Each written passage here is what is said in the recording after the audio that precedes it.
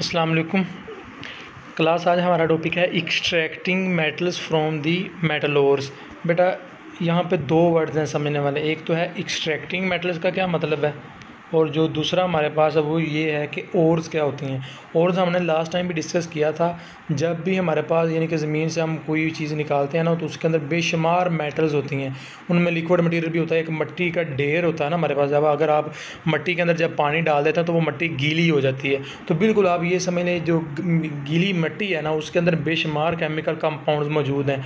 तो वो जो केमिकल कंपाउंड्स मौजूद हैं इम्प्योर फॉर्म में है, उस इम्प्योर फॉर्म को हम कहते हैं ये क्या है, ओर्स हैं। अब एक्सट्रैक्टिंग का मतलब बेटा होता है निकाल लेना किसी चीज़ को, ठीक है, निकाल लेना। अब यहाँ पे देखें मैंने बताया और जो होता है वो मिट्टी का ढेर है।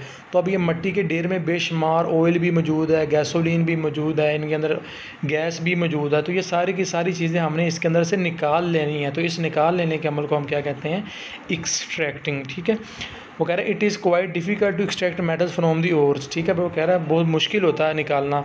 तो सबसे पहले क्या किया जाता है, ये काम दो प्रोसेस में कंप्लीट किया जाता है।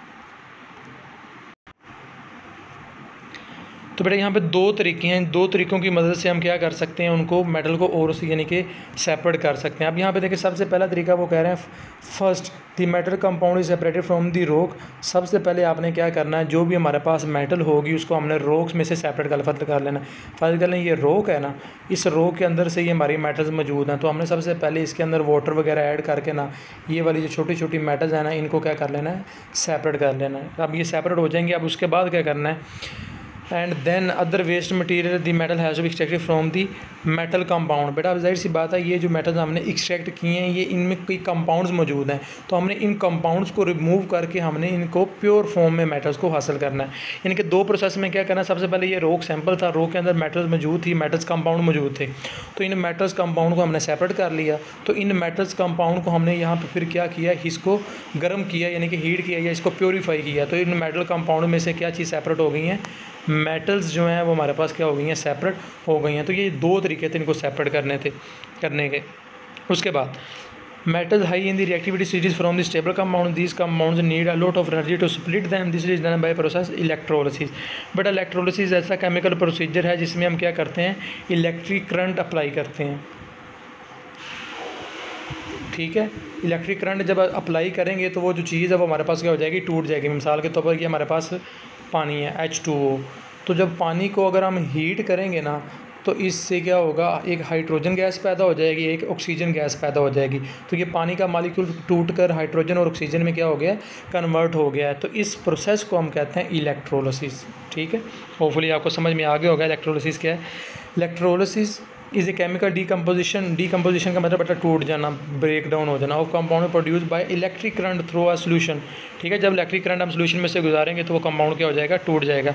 Pure metal is deposited on the electrode are conductors to carry current into and out of solution. बेटा हमने पढ़ा हुआ कंडक्टर वो चीज़ें हैं जो अपने अंदर से इलेक्ट्रिसिटी को गुजरने देती हैं। ठीक है, उसके बाद हमारे पास है metals lower in the reactivity सीज फ्रॉम लेस स्टेबल कंपाउंड। ठीक है बेटा, जो हमारे पास जिनकी रिएक्टिविटी मेटल्स की कम होती है वो लेस स्टेबल कंपाउंड बनाते हैं। स्टेबल का मतलब होता है जो एक जगह में फिक्स रहता है, रिएक्शन नहीं करता। तो लेस स्टेबल का मतलब होगा जो बहुत ज़्यादा रिएक्शन कर रहा है, स्टेबल नहीं है। ठीक है, metals lower in the reactivity series from less stable compounds, these metals can be separated from their ores more easily by smelting। तो बेटा ये स्मेल्टिंग का जो प्रोसीजर है ये हम बाद में देखेंगे।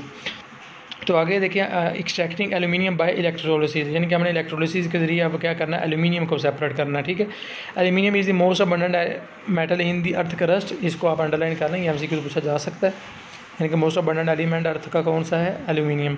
But one of the most expensive to extract. ठीक है, इसको बहुत, अगर इसको हमने एक्सट्रैक्ट करना है तो बहुत ज़्यादा ये महंगा काम है। आम रिफाइनरी या आम मशीनरी के ज़रिए ये नहीं किया जा सकता। एल्यूमिनियम और इज़ कॉल्ड बॉक्साइट, ये हम पढ़ चुके हैं। ठीक है, impurities are removed from the bauxite living pure aluminium oxide और एल्यूमिना। एल्यूमिना हम बेटा कहते हैं एल्यूमिनियम की प्योर फॉर्म। जब हम एल्यूमिनियम में से इम्प्योरिटीज़ को हटा देंगे तो वो पीछे क्या बन जाएगा, एल्यूमिना, जो इसकी प्योर फॉर्म है। The alumina is melted then electric current is pass through the hot liquid. ठीक है, which pure aluminium is produce. इससे क्या होगा, प्योर एल्यूमिनियम हमारे पास क्या हो जाएगी, प्रोड्यूस हो जाएगी। तो बेटा नेक्स्ट जो लेक्चर होगा उसमें हम पढ़ेंगे डिटेल के साथ स्मेल्टिंग का प्रोसीजर।